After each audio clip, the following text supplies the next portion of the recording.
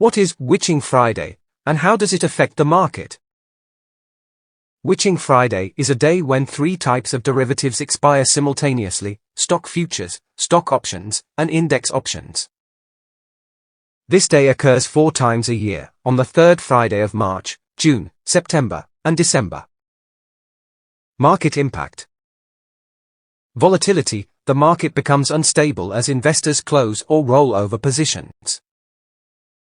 Trading volume significantly increases due to the rush to execute contracts.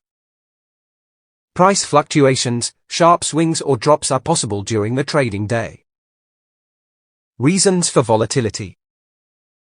Investors and funds adjust positions, creating spikes in supply and demand.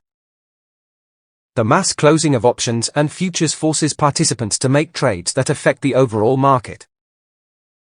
This day is important for active traders, as high volatility can provide opportunities for profit but also involves increased risks.